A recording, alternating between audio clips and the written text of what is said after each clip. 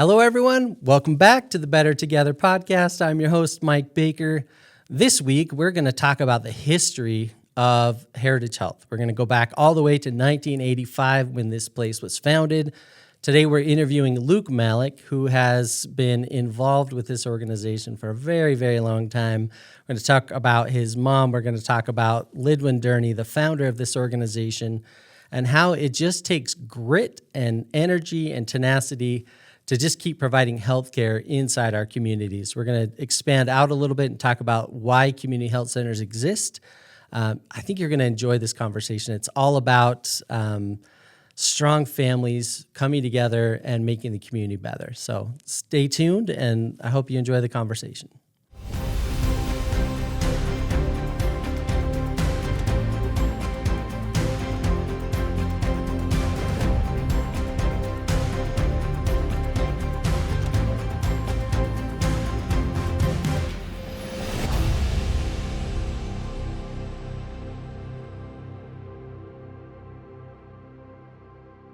Luke, thank you for being here. I'm really excited about this conversation. I happen to say that a lot about the guests that come on here because I'm always excited to talk to people, but I'm excited to talk about sort of the long view of Heritage Health. We had Nick Smoot on previously, and we talked about the long view of the community and all the people that kind of helped build it. Your family has been involved in Heritage Health forever, and you grew up here. You have a lot of history on it, so I thought it'd be a fun conversation to talk about like how this place started, what it looks like, and where we're going. So thank you for being here, and thanks just for being such a big part of helping us get to where we're at. Well, my pleasure, Mike, and you're always excited, and I think that's one of the best things about you. So. That's good. I'm excited to be here too. Thank you. Yeah.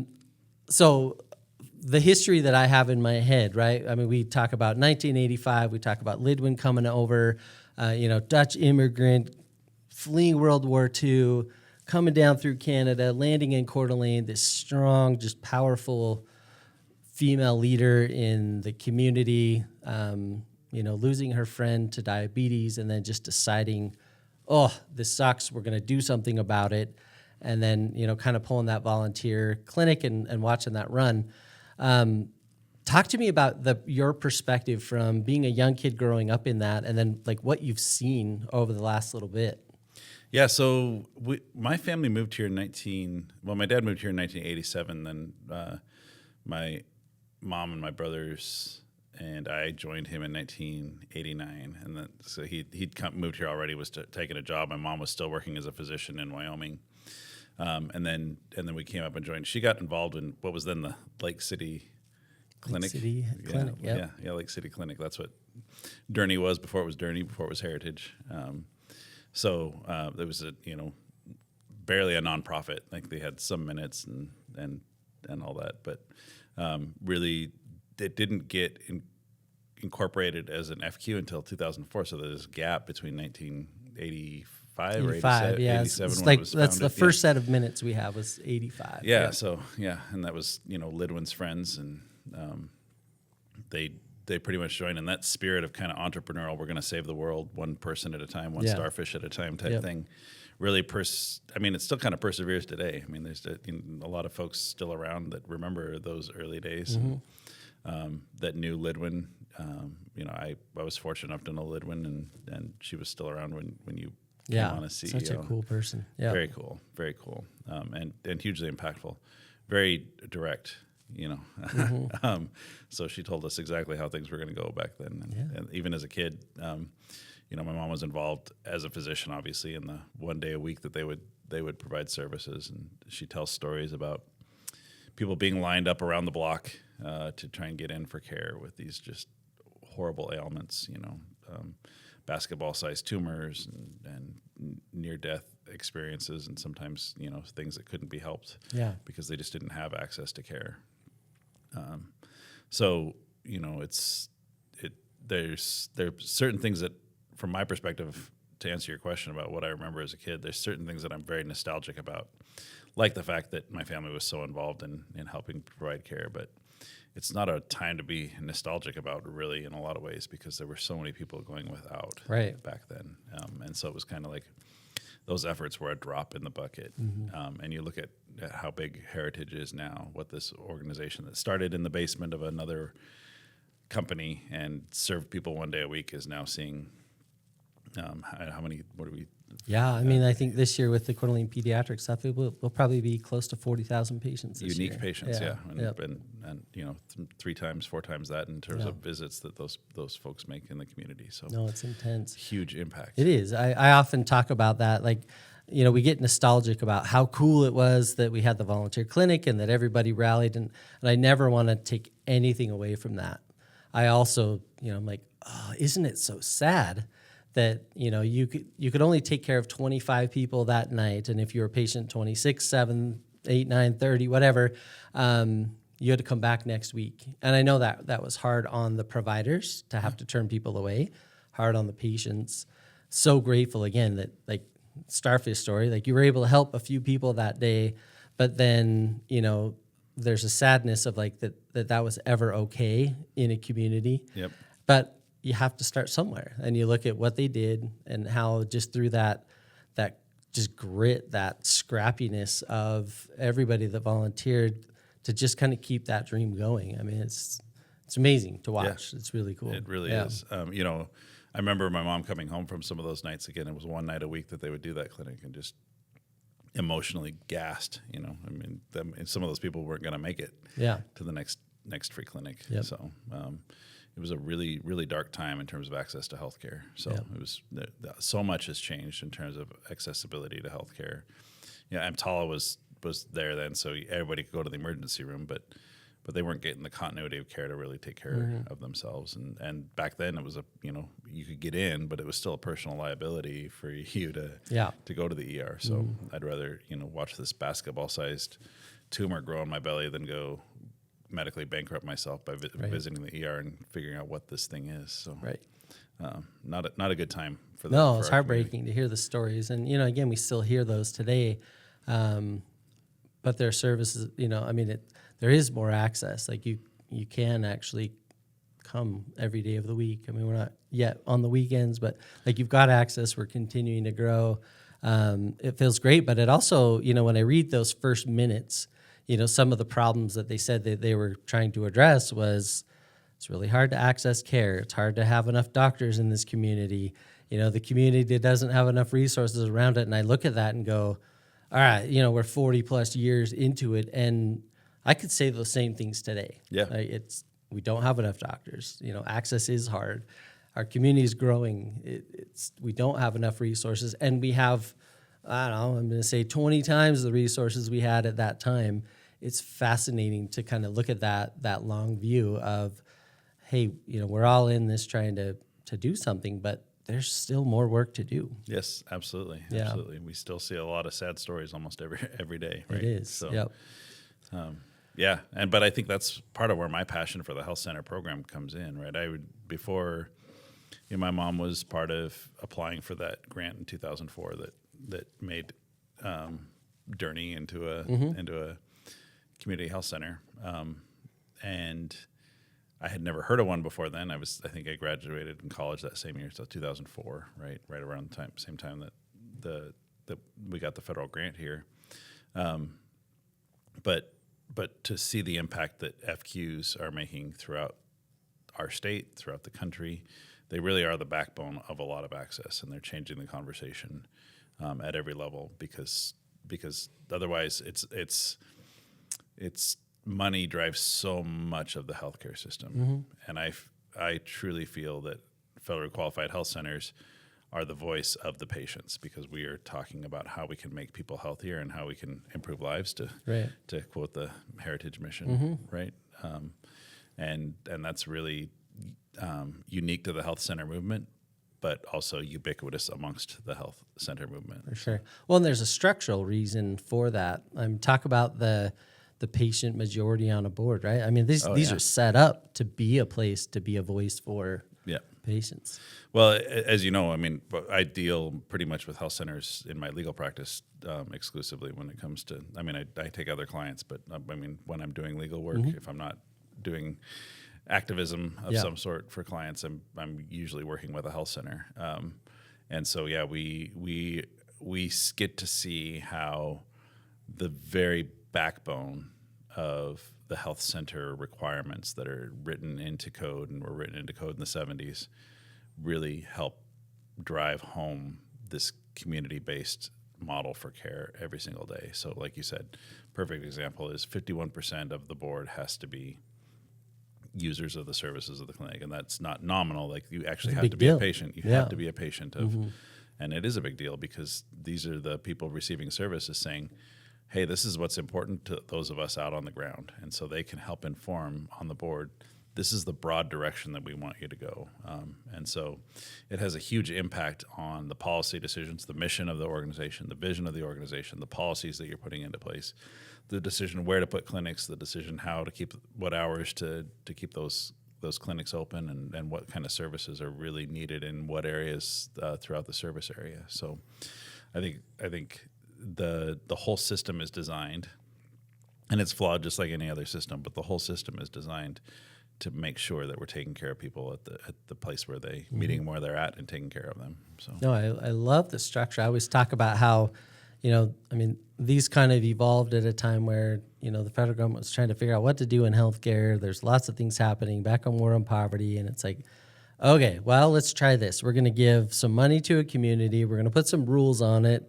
We're just going to see what happens, right? And then like this magic starts to pull out of like communities figuring out how to use those dollars and, put them to work to improve the health of the community. And then, you fast forward to today. I mean, health centers are just all across the country, and every health center is responding to the unique needs of their community. That's and I right. just, we're fortunate to talk, like we're really good friends with all the other health centers in Idaho. We get lots of time to hang out and just brainstorm with each other. But, the problems we're trying to solve in Coeur d'Alene are different than Steve's trying to solve in Chalice. They're very different. But then they sort of come back to the same component. We have to figure out how to provide access to healthcare, do it in a way that makes sense, that, is compassionate and focused on humans, and, creating this culture where people just want to be a part of it. It's so absolutely. cool. Yeah. Absolutely. Yeah. Yep. And like you said, I mean, there's such a diversity. There's a saying in the industry, if you've seen one health center, you've seen one health center, right? And it's kind of like a river. I mean, I've watched Heritage since I was, 9 years old in 1989 when we moved here. You're pretty old now. Yeah, thank you for that. But I mean, it's just that, like, the organization is never the same year over year, and it's always for the better. We're always moving in a better direction, and I see that with health centers across the country that I get to work with. Particularly here in the West, and some of them are really small. I've got a few that are vying to, I think, to be the smallest health centers. I know. In I love the nation. That's the challenge. Exactly. Yeah. But then some that are just seeing so many patients and providing so many services and such complex populations. And but again, like you said, the core of it is the same, despite all the differences in the way that services have to be provided to meet the certain needs of any certain community. Yeah. Oh, it's really cool. And I love your family story. So, I mean, we got to talk about your mom in this story. I mean, so we talked about how she was part of this, but I mean, your mom is just like a legend around here. I was actually talking to a patient today that talked about the impact that your mom had on him. And he was like, I was so sad to see her retire. I'm like, she never actually retires. Let's talk about your mom for a minute. Like, how'd she get into this? And like, what were the lessons that you learned from her that then helped shape your direction? Because you've evolved into this space and have done really cool things. But yeah. Well, thank you for that. I do feel very fortunate that I get to be part of what I kind of view as a family legacy, and that that started with my grandfather. So my mom's father was a World War II. He was a Marine and was a medic there, and came out of the Marines and was a lost man for quite a while, but then pulled himself out of the rut that he was in and went to medical school at Cornell University in New York, and then came back to Montana, where my mom was born. Met my grandma there, and my mom was born while he was a physician in Montana. He moved to Wyoming shortly after she was born, And he served in the 60s as a physician in a very rural community. The industries were, gas out in the gas fields and coal mines and ranching and a lot of injuries. And that was, a really dangerous time to be out in those, because you didn't have the emergency services that we have now and that kind of stuff. So his job was to go out when there was an emergency and be with that person that had just been crushed by a machine or run over by a horse or whatever was happening out there in the middle of Wyoming. But he really did inspire my mom to be a physician because, for two reasons. He said, you will always find purpose in helping people, and then you'll always be able to take care of your family. So whether or not the people you're taking care of have money, and he did all the time, take chickens, potatoes, whatever for payment for the services that he was doing. So she was really inspired by that model of just taking care of your community and went into medicine for that. So when we moved up here, it was a natural fit for her to find the Lake City Clinic and be a part of that movement. Yeah, she did.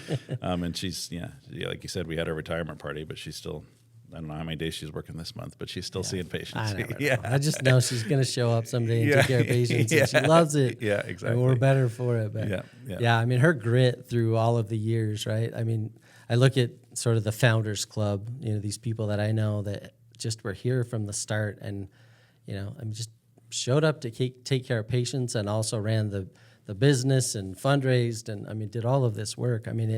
I think that's what you find in health centers. I think it's very unique because they're so patient focused. It's a nonprofit, it's like we're just here to take care of people. So we have to get creative and solve problems. And man, you have some dark days in this business, and the world shifts, and you have to make hard decisions.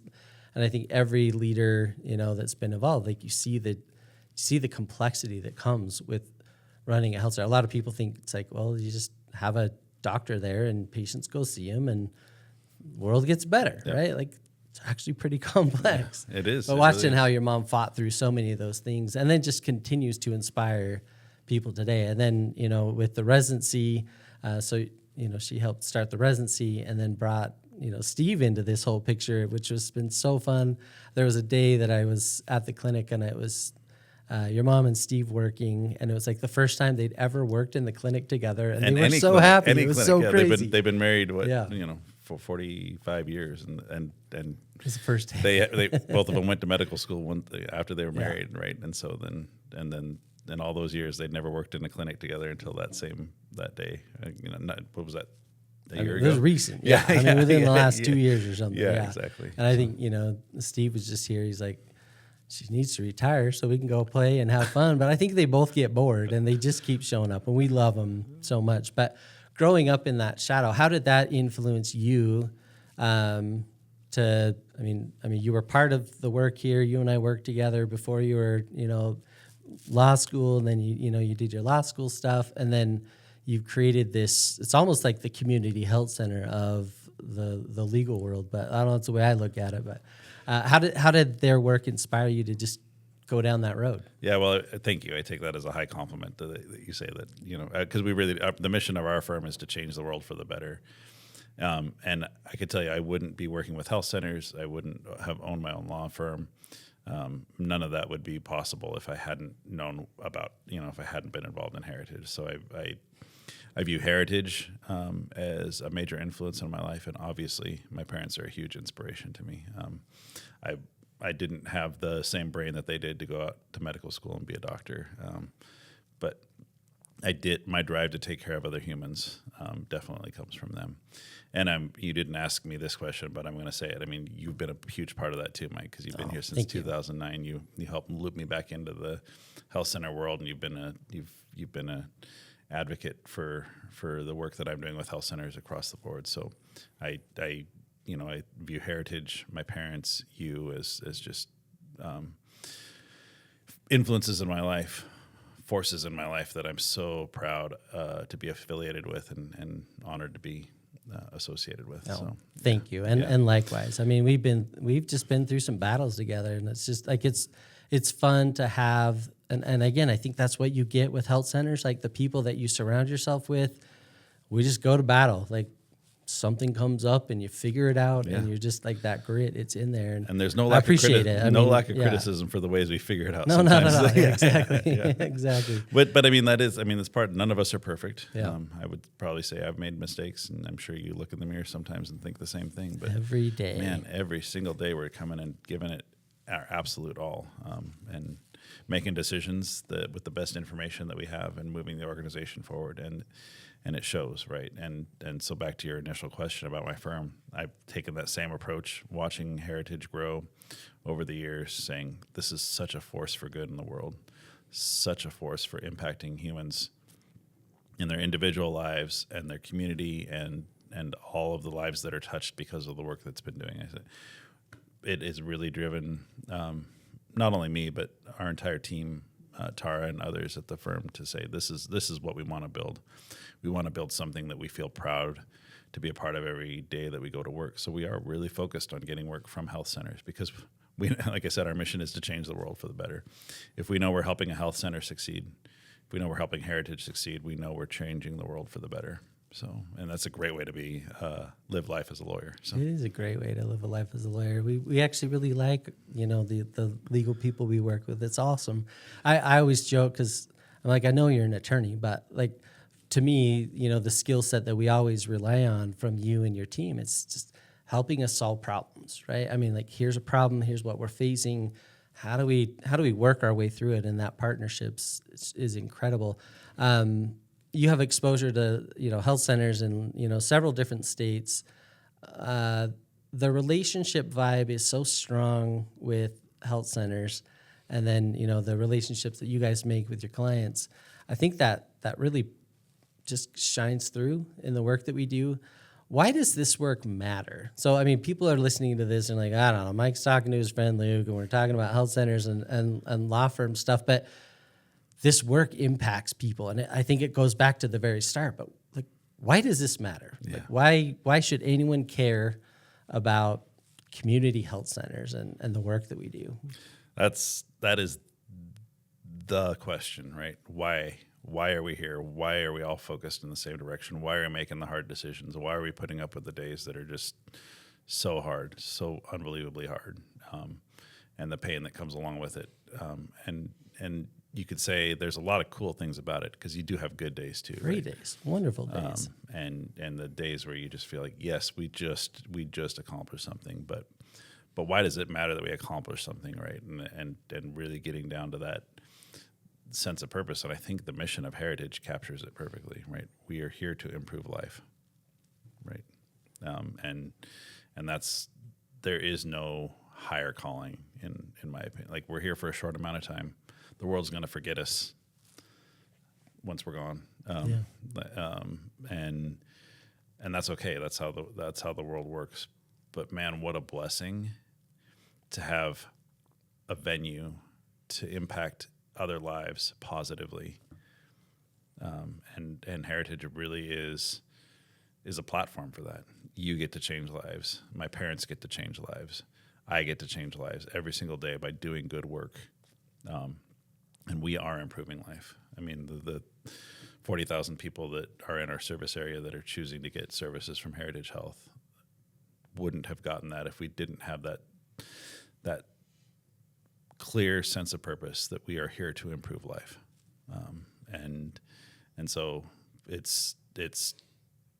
that is the why, in my opinion. Yeah. And I think you guys have done a really good job of capturing that as an organization. Again, I'm so proud to be a part of that mission, because I don't think there is any higher calling. Like, what more can you do that matters with the short time that we have here on this planet than to improve life in any way that we possibly can? Yeah, you just try to make a difference and bring people with you. And I look at it, and it's almost unfair, because we're out there saying, oh, we're out there improving lives. Like, I have so many people that I've met, patients, board members, people that have made my life better on the back end. It's like, it's almost not fair. Like, there's a version of most of us where we want to be important. We want to make an impact. We want to be the person that's shining the light and just, hey, look at me, I'm here. Not from a selfish perspective, but just like proving that like I'm a good person. I matter here. And then you have those days where patients come along and they tell you their story about how difficult their life's been, how the organization has helped them, and how they're better off today. And you're just like, ugh, like I'm so excited about that. But then now I'm back in debt. Like I can't ever pay that off because like you just see how the work comes back, and then it helps me get better as a person, and it's incredible. I mean, no, you're absolutely right. Yeah, I mean, there is no better gift that we can give ourselves than to have a strong sense of purpose, and for that sense of purpose to be doing good is so powerful. What a gift! I think it's great. Yeah. What's the future look like for health centers? This is where you get to channel some Mike Baker optimism here as we go, but. What's the future look like? We've got 5 years. Idaho's got some rural health transformation dollars. I mean, there are opportunities in front of us. What's your guess? What does it look like? Yeah, I mean, I think that's such a huge question and such an important question, because I think a part of our job as leaders, your job as CEO, my job as legal counsel for Heritage and others, is to say, okay, so what does this better future look like, and what are the things that we need to do to get to this better future? There's so much uncertainty right now. I can't tell you how many conversations I've had. I've been in, 6 or 7 towns this week alone, right? And in nearly every single town, there's just kind of this feeling of like, what is going to come next, and not in a positive way, not a lot of excitement right now.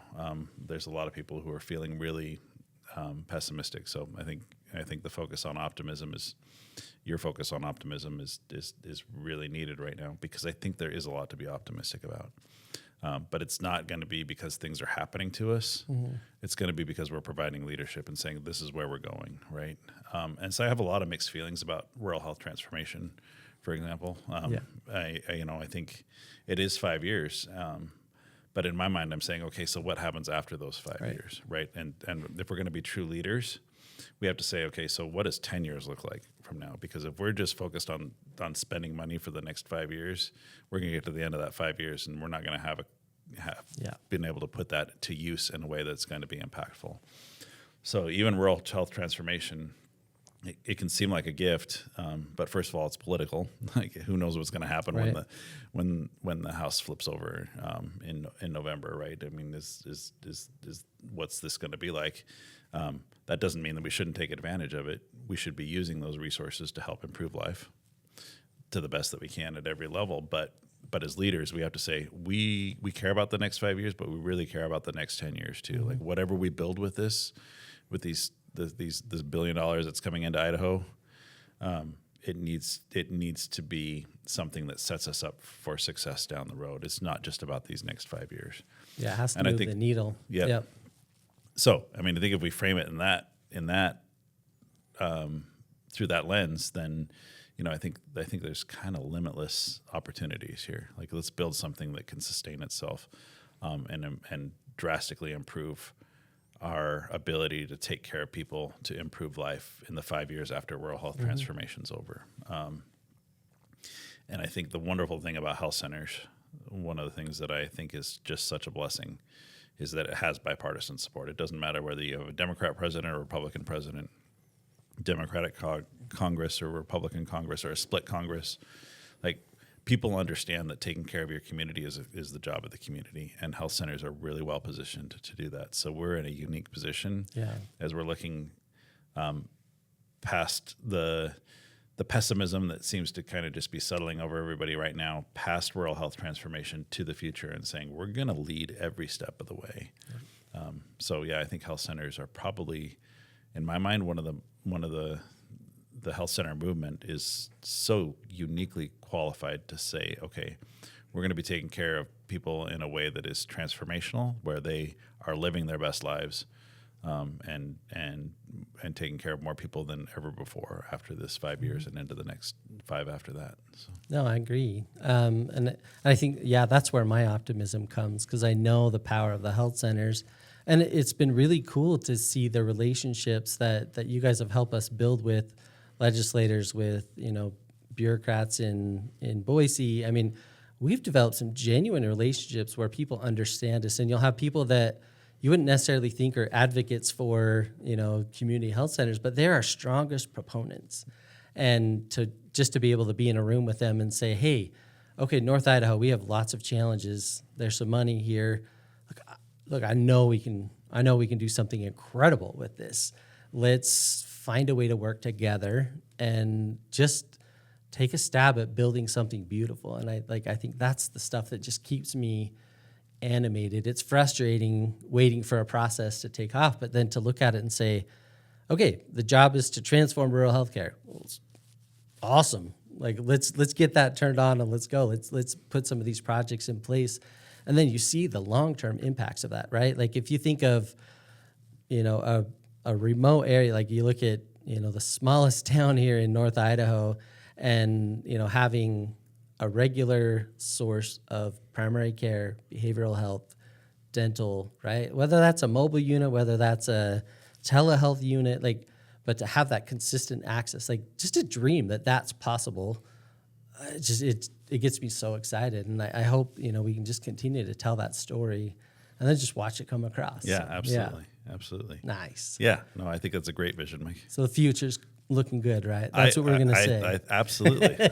I truly am full of optimism. I mean, I get frustrated on some days too. It feels like there's just not a lot of clarity about what the future could bring. But on the other hand, that creates an opportunity to create that future. I think it's going to be great. Yeah. Well, Luke, thank you for all of the work that you do. From the professional side, you guys just show up, you're partners for us, and you fight for us all day long, and I'm so grateful for that. We've had lots of years knowing each other, and just thanks for being a great friend and always being there to support me in my personal and professional endeavors. You've been a huge influence on my life, and thank you. And I know that the people across the states that you serve, they all feel that way as well. And just thanks for being that guy. We appreciate it. And, you're also a goofball, and some days I have to, give you grief because that's just what we do. But just thank you so much. I appreciate you being here. This has been a fun conversation, and I can't wait to see what we build. Well, Mike, thank you for all that you do as well. I meant what I said earlier. I'm so grateful for your friendship and your leadership as you've taken this organization. I think we had 60 employees when you started, and now look where we're at. It's wild. Right? And and not every step has been easy. And your resilience, your optimism, your leadership, and above all, your friendship mean the world to me. So thank you. Yeah.